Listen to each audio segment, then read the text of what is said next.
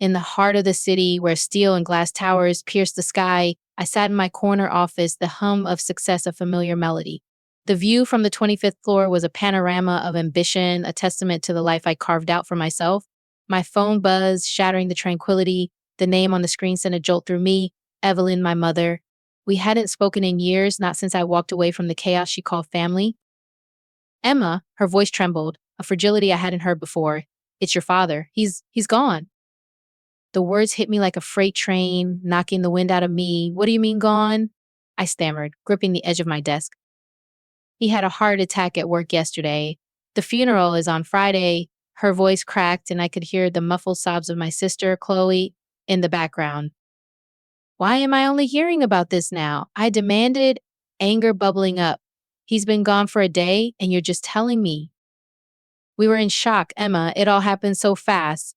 One moment he was here, and the next, her voice trailed off, leaving a void that echoed with unspoken pain.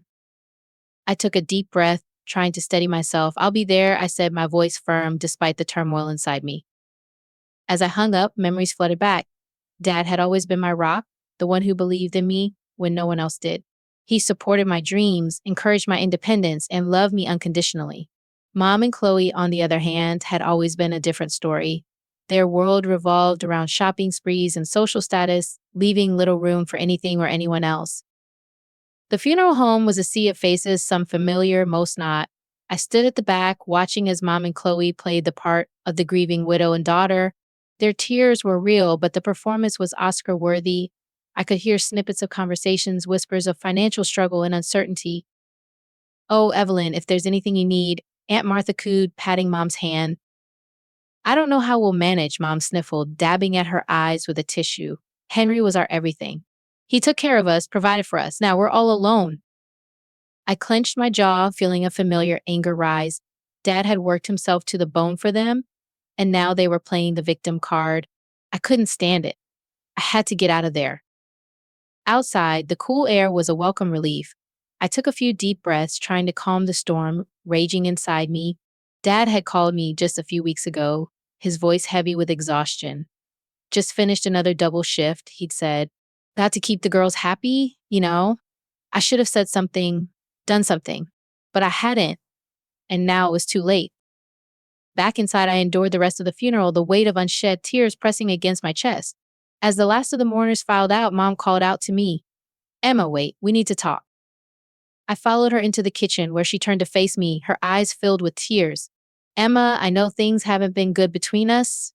I know I favored Chloe, that I pushed you away, but your father's death, it's shown me how fragile life is. We need to put aside our differences, be a family again. I wanted to scream, to rail against the injustice of it all, but I bit my tongue, swallowing the bitter words.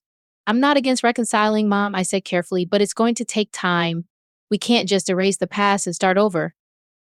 I know, sweetheart, she said, her voice trembling, but we can try, can't we, for your father's sake? I nodded, a lump forming in my throat. For Dad, I agreed. A week after the funeral, Mom called to invite me to dinner. I'm making your favorite lasagna, she said, her voice warm with forced cheerfulness, just like old times. I almost laughed at that. In the old times, she'd only made lasagna when Chloe asked for it. But I agreed to come, reminding myself about giving them a chance.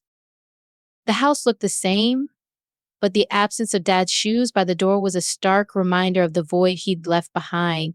Chloe was sprawled on the couch, scrolling through her phone, barely acknowledging my presence. Everything's so expensive now, Mom sighed, pulling the lasagna from the oven. I nearly fainted when I saw the grocery bill. And don't get me started on the utilities. The electric company must think we're made of money. I watched her arrange the food on new plates, a stark contrast to the worn-out ones I remembered. Have you started looking for work yet? I asked, trying to keep my voice neutral. Oh, sweetie, the job market is terrible right now, she replied, avoiding my eyes. Did you know cheese prices went up 30%? And the internet bill highway robbery, I tell you. At the dinner table, Chloe finally put her phone down long enough to join the conversation. My friends say everything's like twice as expensive now. How's anyone supposed to live? I took a sip of water, choosing my words carefully. You know, when you're working and getting a regular paycheck, these price increases aren't quite so noticeable. The hint hung in the air like smoke, but Mom and Chloe acted like they hadn't heard it. We'll find something eventually, Mom continued, refilling her wine glass. But for now, we'll just have to tighten our belts a bit. That sounds like an excellent idea, I said, unable to keep the edge out of my voice. Belt tightening is very character building. The weeks following Dad's funeral were a blur of obligations and unspoken tensions. I found myself navigating a delicate dance between my desire to honor Dad's memory and the growing resentment towards Mom and Chloe's manipulative behavior. Each dinner invitation was a carefully laid trap, each conversation a minefield of expectations and disappointments. One evening, as I sat across from Mom at the dinner table, the weight of her gaze was almost unbearable. The lasagna, once a symbol of comfort, now tasted like a bitter reminder of the past. Chloe, as usual, was glued to her phone, her thumbs dancing across the screen with practiced ease. "Emma, sweetheart," Mom began, her voice laced with a sweetness that set my teeth on edge. "We've been thinking. With your father gone, things are difficult. Financially, I mean." I took a sip of water, steeling myself for what was to come. "Difficult how, Mom?" She sighed dramatically, her eyes welling up with tears. "It's just everything is so expensive. The bills are piling up, and Chloe and I, we're struggling to make ends meet." I glanced at Chloe, who had finally looked up from her phone, her eyes wide and innocent. "We just need a little help." "Emma," she chimed in, her voice soft and pleading, "just until we get back on our feet." I clenched my jaw, feeling the familiar anger rise. "And how do you plan to get back on your feet, Chloe? Have you started looking for a job yet?" Her face darkened, and she looked away, mumbling something about the job market being tough. Mom quickly intervened, her voice trembling with emotion. "Emma, please, we're your family. We need your help." I took a deep breath, trying to calm the storm inside me. "I'll help, Mom, but on my terms. I'll buy what you need, but I won't give you cash. I want to make sure the money is used responsibly." Mom's face fell, but she nodded, a look of resignation in her eyes. "Of course, sweetheart. Whatever you think is best." One Saturday morning, I received a frantic call from Chloe. "Emma, the washing machine broke down. There's water everywhere," she wailed, her voice trembling with panic. I sighed, pinching the bridge of my nose. "I'll take care of it, Chloe. I'll buy a new one and have it delivered." "Thank you, Emma," she gushed, her voice filled with relief. "You're the best." I hung up, a sense of unease settling in the pit of my stomach. I couldn't shake the feeling that I was being played, that each crisis was a carefully orchestrated ploy to bleed me dry. But I pushed the thought aside, focusing on the task at hand. The washing machine I chose was a solid, reliable model, not top of the line, but efficient and energy saving. I scheduled the delivery and installation for a Tuesday morning, taking a half day off work to supervise the process. Mom circled the newly installed machine like a vulture, her eyes sharp and critical. "It's nice," she said, her voice laced with disappointment. "But I saw this gorgeous Samsung model at the appliance store. It had all these special features." I cut her off, my voice firm. "When you're ready to buy your own washing machine, Mom, you can get the fanciest model they make. But for now, this will have to do." She frowned but said nothing, a tense silence settling between us. As I left, I couldn't shake the feeling that this was just the beginning, that the real battle was yet to come. Over the next few months, it seemed like everything in the house decided to break down at once.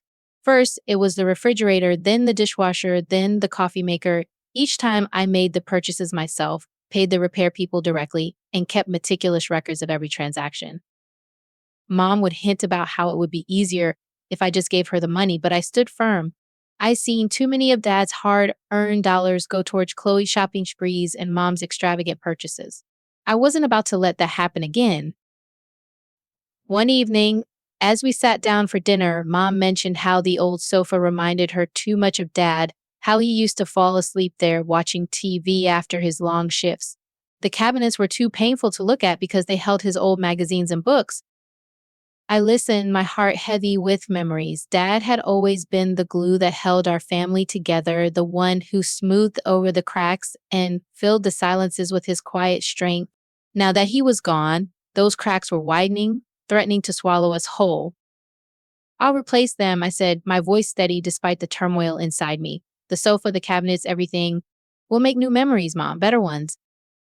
She smiled, her eyes filled with gratitude. "Thank you, Emma. You're a good daughter." As I left that night, I couldn't shake the feeling that I was walking a fine line between helping my family and enabling their dependency. With each purchase, I told myself I was making their home more comfortable, easing their transition into a life without dad. But sometimes late at night, I wondered if I was just prolonging the inevitable, delaying the moment when they would have to stand on their own 2 feet. The months following my decision to help Mom and Chloe were a blur of constant demands and escalating tensions. Each week brought a new crisis, a new expense, and a new test of my resolve. I found myself walking a tightrope, balancing my desire to support my family with the growing realization that I was being taken advantage of. One evening, as we sat down for dinner, Mom's eyes sparkled with an excitement that set my nerves on edge. "Emma, sweetheart," she began, her voice dripping with saccharine sweetness.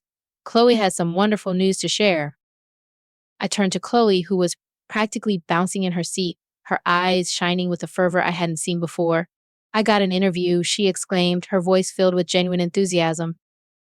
I raised an eyebrow, surprised but cautiously optimistic. "That's great, Chloe. Where is it?" "It's for an administrative position at Thompson and Brooks," she gushed, her hands fluttering with excitement. "It's next week, and I really think I have a shot at this." I smiled, a genuine warmth spreading through me. Maybe this was the turning point, the moment when Chloe'd finally take responsibility for her own life. "That's fantastic, Chloe. I'm really proud of you." But my optimism was short lived. As the evening wore on, the conversation took a familiar turn. Chloe's excitement gave way to a calculated plea, her eyes wide and imploring. "There's just one problem, Emma. I need something professional to wear. You know how important first impressions are, right? HR people totally judge you on that stuff." I sighed, feeling the familiar weight of expectation settle on my shoulders. "And let me guess you need money to buy this outfit?" Chloe nodded, her lower lip trembling slightly. "Just a loan, Emma. I promise I'll pay you back as soon as I get the job." I looked at Mom, who was watching the exchange with a hopeful expression. I knew this was a test, a moment of truth. I could either give in to their demands, perpetuating the cycle of dependency, or stand my ground and risk the fragile peace we'd established. "Fine," I said, my voice firm. "I'll transfer the money." "But this is a loan, Chloe. I expect to be paid back." Chloe's face lit up, and she threw her arms around me, hugging me tightly. "Thank you, Emma. You're the best big sister ever." As I left that night, I couldn't shake the feeling that I'd made a mistake. The nagging doubt in the back of my mind grew louder, whispering warnings of betrayal and manipulation. But I pushed it aside, focusing on the hope that this time things would be different. A week later, I was scrolling through Instagram when I saw a photo of Chloe dressed to the nines in a sparkly red dress, posing at what looked like an upscale club. My blood began to boil as I clicked through more photos, each one a testament to her betrayal. There she was, dancing, laughing, living it up in the outfit I'd paid for with no job interview in sight. The next morning, I drove straight to Mom's house, my anger simmering just below the surface. Chloe was still in her pajamas, nursing what looked like a hangover when I stormed into the living room. "How did the interview go, Chloe?" I asked, my voice dripping with sarcasm. She looked up, her eyes wide with surprise. "Oh, good," she mumbled, avoiding my gaze. "Really good." "That's wonderful," I said, my voice sweet as poison. "Can I see the suit you wore? The one you bought with my money?" Chloe's face paled, and she looked at Mom, who had entered the room, her eyes filled with concern. "Emma, sweetheart, what's this about?" Mom asked, her voice trembling. I turned to her, my anger boiling over. "This is about Chloe lying to me, Mom, about her taking my money and using it to party instead of buying a suit for a job interview that never existed." Mom's face crumpled and she looked at Chloe, who had begun to cry. "Chloe, is this true?" Chloe nodded, her tears spilling over. "I'm sorry, Emma. I needed that dress. All my friends were going to this party and I couldn't miss it." I stared at her, my anger giving way to a profound sense of disappointment. "You're sorry. You lied to me. Chloe, you betrayed my trust. And for what? A party." Mom stepped between us, her voice pleading. "Emma, please. She's young. She made a mistake. We all make mistakes." I looked at her, my voice shaking with emotion. "You're right, Mom. We all make mistakes. But some of us learn from them, and some of us just keep making the same ones over and over again." With that, I turned and walked out, slamming the door behind me. As I drove away, I felt a profound sense of loss and gnawing emptiness in the pit of my stomach. I'd given them chance after chance, and they'd thrown it all back in my face. It was time to face the harsh truth they would never change. The days that followed were a blur of anger and reflection. I ignored every call, every text, every voicemail from Mom and Chloe, each one a reminder of their betrayal. I needed time to process, to heal, to come to terms with the harsh reality of our relationship. As the weeks passed, I found myself grappling with a profound sense of loss and disillusionment. I'd always known that our family was dysfunctional, but I'd held on to the hope that we could overcome our differences, that we could build something stronger and more resilient from the ashes of our past. But now that hope seemed like a distant, naive dream. I threw myself into my work, using it as a distraction from the turmoil of my personal life. I took on new projects, volunteered for extra responsibilities, and pushed myself to the limits of my endurance.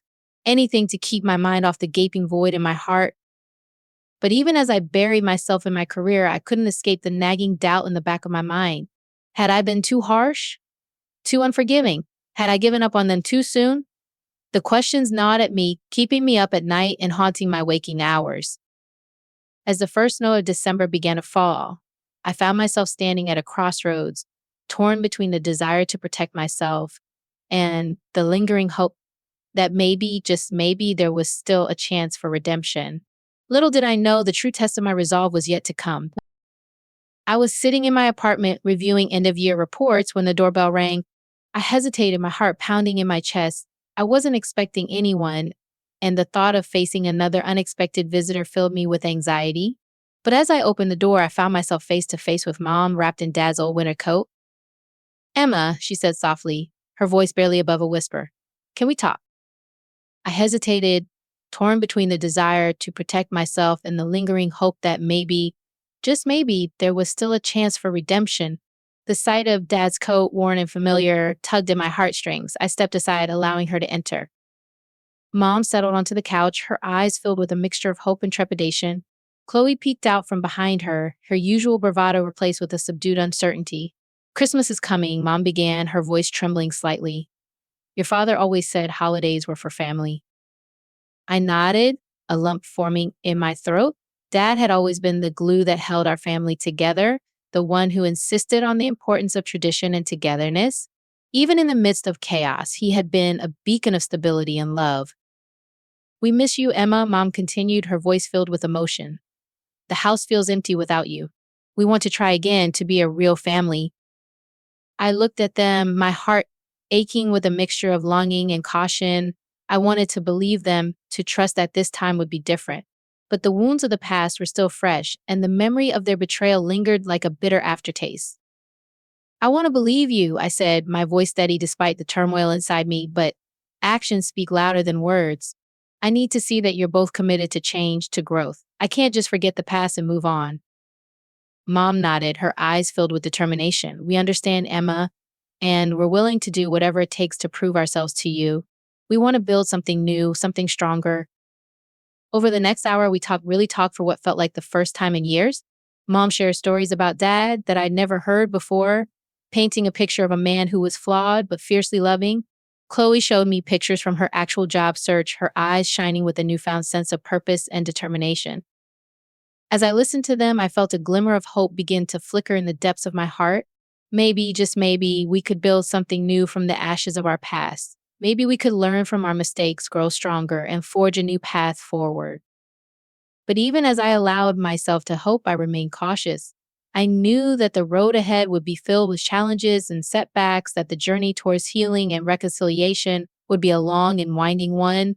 But I was willing to take that first step, to extend a tentative olive branch and see where it led.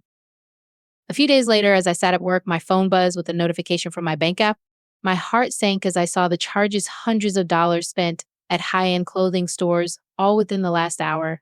I immediately called the bank, my voice tight with fury. "Yes, I need to report fraudulent charges and block my card immediately," I said, my hands shaking with anger. As I hung up the phone, a sickening realization washed over me. Chloe had asked to use my bathroom during their last visit. She must have gone through my purse and taken my credit card. The betrayal cut deep, a stark reminder of the fragile nature of our reconciliation. I checked the time, 3:45 p.m. The workday wasn't over, but this couldn't wait. I gathered my things, told my assistant I had a family emergency, and headed for my car. The drive to Mom's house was a blur of anger and disbelief. I burst through the front door, my hands shaking with rage. Chloe sprawled on the new sofa I bought them, surrounded by shopping bags from high-end stores. She barely looked up from her phone as I stormed into the living room. "Give me back my credit card," I demanded, my voice trembling with fury. Mom hurried in from the kitchen, wiping her hands on a dish towel. "Emma, honey, why are you making such a scene?" she asked, her voice filled with feigned innocence. "She stole from me, Mom," I said, my voice shaking with emotion. "She went through my purse yesterday and took my credit card. I trusted you both, and this is how you repay me." Chloe rolled her eyes and reached into her designer purse, pulling out my credit card. "Fine, here's your precious card back," she said, her voice dripping with disdain. "I just needed some stuff for the Christmas party, and you're always so stingy lately." I snatched the card from her hand, my anger boiling over.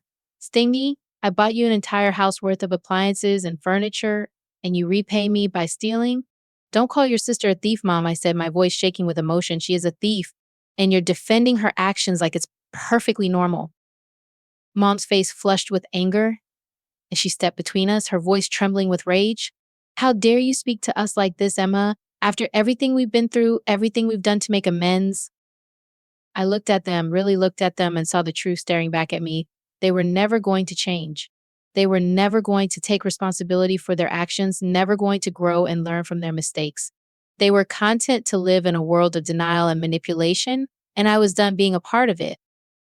With a deep breath, I forced a smile, a plan beginning to form in mind. "You know what, Mom? Maybe you're right. Maybe I have been too rigid about money. It is Christmas after all. In fact, why don't we have Christmas here this year with all the relatives?" Mom's face lit up with excitement. "Oh, honey, that would be wonderful. I'll call everyone right away. We can do it on Christmas Eve, just like when you were little." Over the next few days, I played my part perfectly. I agreed to every holiday plan, every family gathering, every request for help. I even arrived early on December 24th, dressed in my best holiday outfit, ready to put on the performance of a lifetime. As Mom and Chloe bustled about, preparing for the arrival of our extended family, I made my move. "Mom, Chloe, I need to run out and get some last-minute things for the party. Do you need anything while I'm out?" They barely looked up from their preparations, waving me off with distracted smiles. "No, honey, we're good. Just hurry back. The guests will be arriving soon." As soon as I was out of sight, I pulled out my phone and dialed the movers I'd arranged in advance. "Yes, this is Emma. The movers can come now." I planned everything meticulously. Movers who were willing to work on Christmas Eve for double pay, a storage unit across town, even a small moving truck. Within minutes, they arrived, ready to execute the final phase of my plan. One by one, every item I'd purchased over the past months was carried out: the washing machine that started it all, the refrigerator, the dishwasher, the coffee maker, the sofa where Chloe had sat counting her stolen goods, the cabinets, everything. Finally, I placed a small, carefully wrapped box under their Christmas tree. It was a symbol of the truth I'd come to accept, a final message to the family I tried so hard to save. As I left the half-empty house, I felt a profound sense of closure. I'd given them chance after chance, poured my heart and soul into our reconciliation. But sometimes the hardest truth to accept is that some people are beyond saving. My phone started ringing around 4 p.m. I was sitting in my apartment enjoying a glass of wine and watching the snow fall outside my window. Mom's hysterical voice exploded through the speaker. "We've been robbed. Someone broke in and took everything: the washing machine, the fridge, all the furniture. It's all gone." I took another sip of wine, a sense of calm washing over me. "No one robbed you, Mom. I took it all. Everything I bought over the past few months is in storage now. You can't just take advantage of people's generosity and expect to get away with it." She shrieked in disbelief, her voice trembling with rage. "How dare you do this to us on Christmas Eve? What are we supposed to tell everyone?" I laughed, the sound filled with a mixture of sadness and relief. "Maybe the truth, Mom. Maybe it's time to face the reality of your actions, to take responsibility for the pain you've caused." With that, I hung up and blocked her number, a profound sense of peace settling over me. I'd done everything in my power to help them, to guide them towards a better path. But ultimately, the choice was theirs, and they'd made it loud and clear. As I sat there watching the snow fall, I knew that the road ahead would be filled with challenges and uncertainties. But I also knew that I was strong enough to face them, to forge my own path and create a life filled with love, honesty, and integrity. And for the first time in a long time, I felt truly at peace. In the days that followed, I received messages from extended family members who began to see the truth about mom and Chloe's manipulative behavior. They offered their support and encouragement, reminding me that I was not alone in my journey. And as I looked towards the future, I knew that I had the strength and resilience to overcome any obstacle that came my way.